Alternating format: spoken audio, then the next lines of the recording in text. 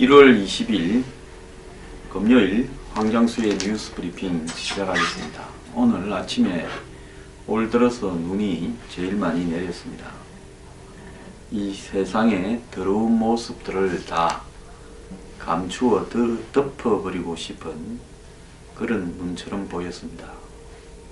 오늘 금요 칼럼은요, 대한민국에 있어서 그야말로 정치 권력이나 언론 권력, 문화 권력, 사회 권력, 법조 권력, 그 위에 삼성 권력이 있다.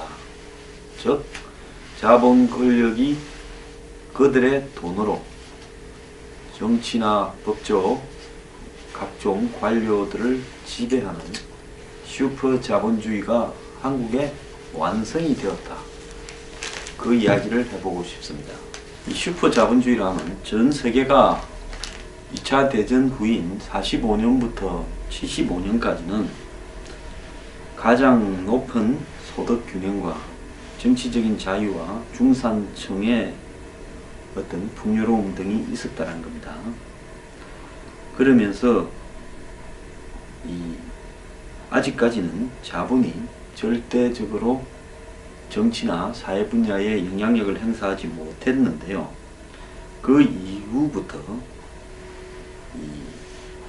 공평한 서로 간에 국가를 운영하는 규칙을 정하는 룰들이 이렇게 균형이 깨지면서 시민이나 노동자 이런 부분에 비해서 한마디로 자본의 권력이 점점 80년대부터 힘이 커지기 시작했습니다.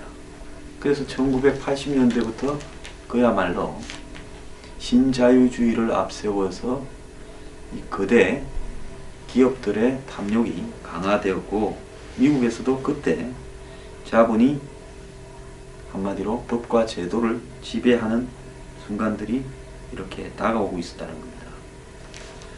그러다가 결국은 정치 분야에서 돈이 미치는 영향력이 선거나 정치적 후원, 더 나아가서 로비 등을 통해서 또 정경유착, 부패 커넥션 등을 통해서 점점 힘이 세어지고 정부나 관료 시스템이 신뢰를 상실하면서 오늘날 이 자본주의의 원산지라고 할 수 있는 미국에서조차도 정부가 자신들의 이익을 쫓는 몇몇 거대 자본 세력들에 의해서 놀아나고 있다고 대다수 미국인들이 생각한다는 겁니다. 그런 미국인 주류들의 분노가 지난번에 대선에서 기득권 사회의 철폐를 외친 트럼프에게 모여졌고, 온갖 좋은 이야기를 입에 담고 있었지만은 실질적으로 이런 자본 세력의 월가나 다국적 기업, IT 기업, 할리우드 등의 노예로 보이는 힐러리에게 한마디로 배척으로 나타났던 겁니다. 샌더스 열풍도 트럼프와 마찬가지로 해석할 수 있습니다. 개별적으로 보면 이 재계 전체의 이익을 대변한다 하지만은 이번에 이재용 기각에서 우리가 봤듯이 삼성의 이병철, 이건희, 이재용 3대에 걸쳐서 누구도 수많은 탈법을 저질렀지만은 많은 개혁들을 그때그때마다 약속했지만 단 한 번도 구속이 되지를 못했습니다. 다른 기업들과의 차이를 한번 보십시오. 이것은 오늘날 삼성이라는 회사가 한국 사회에서 돈으로 법과 제도를, 정치를 얼마나 농락하고 있는가를 보여주는 아주 좋은 사례라고 봅니다.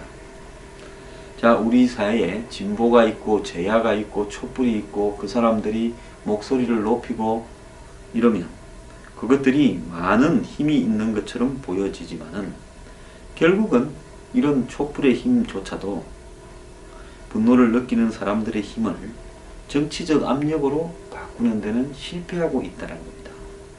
대중들의 분노, 즉 촛불이라는 부분이 얼마든지 지속된다 해도, 얼마 동안 지속된다 해도 대개 이것이 법과 제도의 변화로 이어지지 못하고요.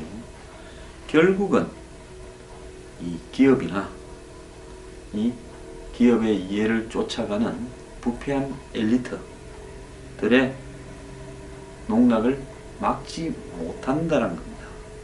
그래서 대중은 지금 댓글로 한마디로 산만한 적개심, 분노를 쏟아낼 뿐이라는 겁니다.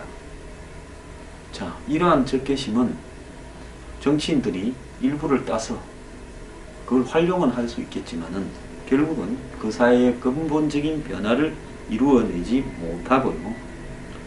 우리 사회나 전 세계가 불평등이 점점 심화됨에도 불구하고 이 사회적인 평등이나 법 앞의 평등이나 공정성 문제에 대한 정치적 관심이 들불처럼 일어나기는 해도 정확한 힘으로 연결되지는 못한다는 겁니다. 1000만 명 이상이 촛불을 들었다고 자랑하는 박근혜 퇴진 국민행동이라는 조직에게 제가 말하고 싶습니다. 1000만 명이 촛불을 들어도 삼성의 이재용 하나를 당하지 못한다는 겁니다. 결국 촛불이라는 부분이 대통령은 탄핵에 이르거라고 헌재를 탄핵에 가깝게 결정하도록 몰아갈 수는 있을지 몰라도 삼성이라는 기업 하나를 바꾸는 실질적인 힘은 없다는 겁니다. 자, 이 과정에서 한번 보십시오. 아직도 40대인 판사 한 명이 그 이전에 롯데 신동빈을 풀어주고 옥시 CEO를 풀어주고 폭스바겐 CEO를 풀어주고 이재용을 풀어줘도 대다수 한국의 언론들은 한 두어 개 빼놓고는 그 두어 개도 제목도 소극적으로 달았습니다. 평소 제야 진보를 외친다 하면서도요. 나머지 언론의 사설은 법의 가치와 판단을 존중해야 된다라고 이야기를 합니다.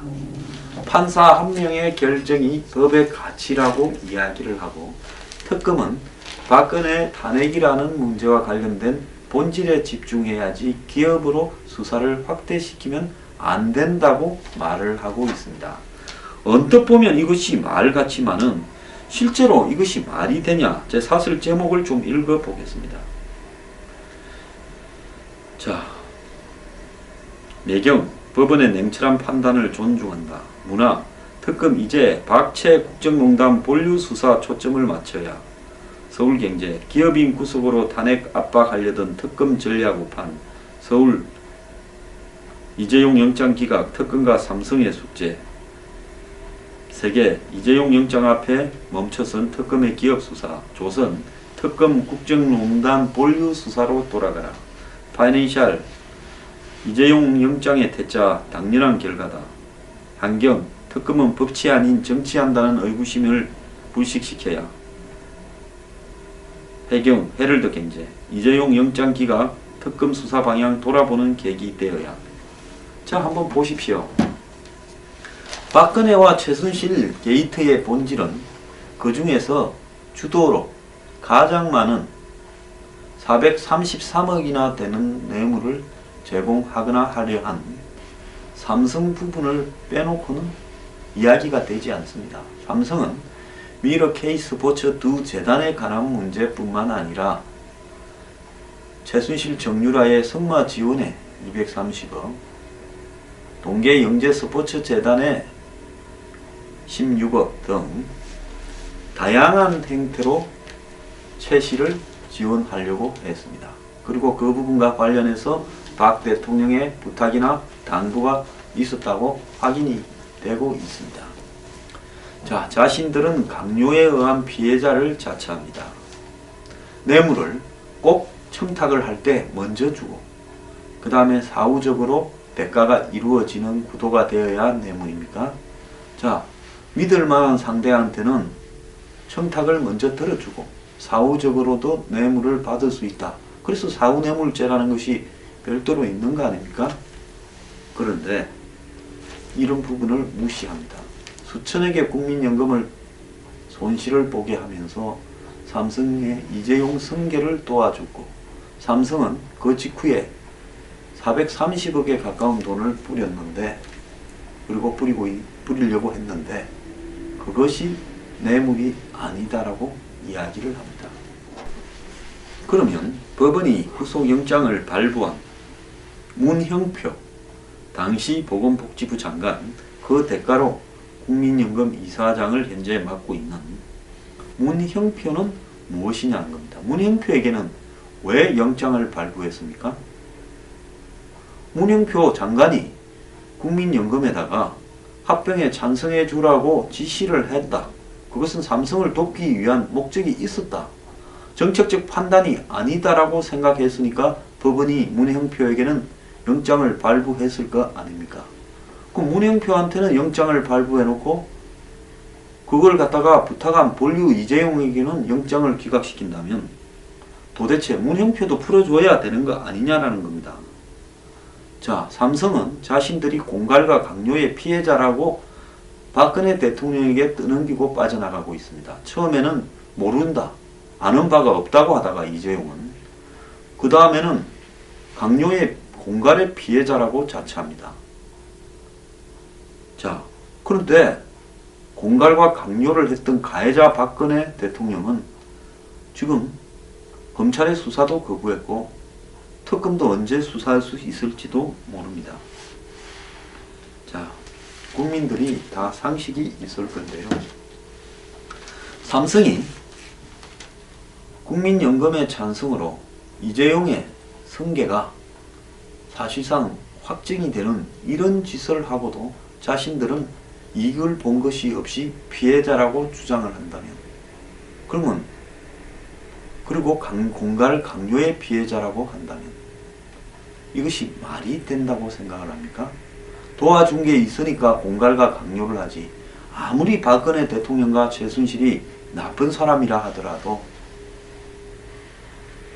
일방적으로 기업을 팔을 비틀어서 돈 내놔라고 하는 날강도겠습니까? 그럴 만한 건덕지가 있으니까 너네들 수조 수십조를 이익을 봤으니까 수백억 정도는 좀 내놔라고 하는 것이 인과관계에 맞지 않냐라는 겁니다. 자, 제가 슈퍼 자본주의를 이야기를 했는데요. 우리가 이 민주주의 사회라는 것은 국민의 뜻에 의해서 법과 제도와 시스템이 움직이는 거라고 생각을 하는데요. 근데 민주주의를 체제를 운영하는 경제적인 시스템이 자본주의인데요. 이 자본주의 경제적인 시스템을 움직이는 그런 어떤 작동 논리가 시장 자유 경제에 의해서 움직이는 것이 아니라 여기에서 거대한 돈과 자본을 축적한, 한마디로 기업이 이제는 정치의 영역으로 넘어와서 정치의 영역에 조금만 기업하듯이 투자를 하고 작업을 하면, 로비를 하고 부패 커넥션을 형성하면 기업을 순수하게 운영해서 자유시장 경제에서 벌어들이는 창의력이나 이노베이션, 혁신보다 훨씬 더 많은 돈을 벌어들일 수 있다는 것을 깨달았다는 겁니다. 자, 한번 보십시오. 삼성이 1년에 죽으라고 노력을 해봤자 수십조의 이득을 볼 겁니다. 삼성전자가요. 그러면 한번 봅시다.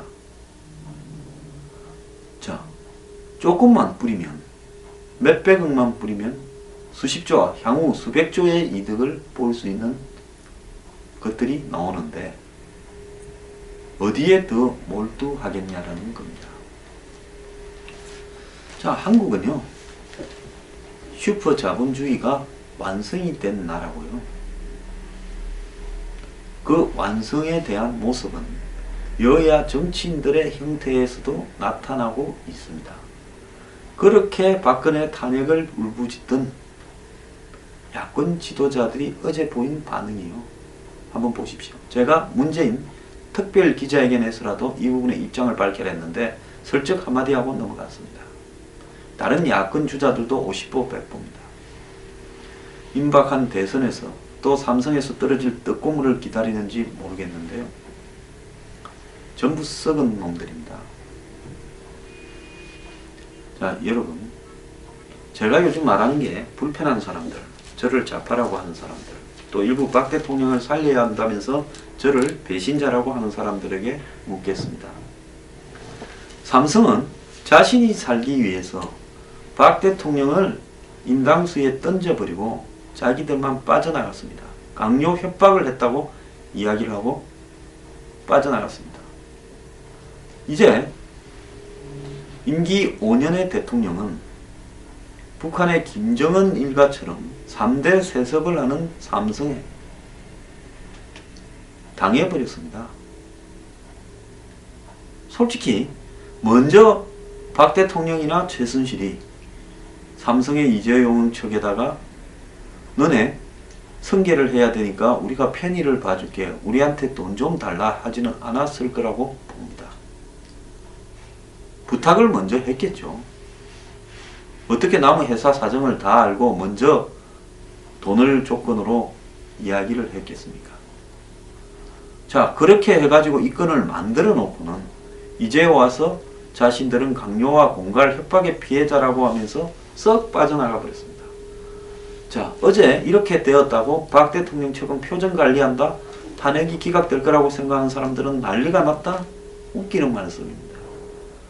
삼성은 박 대통령을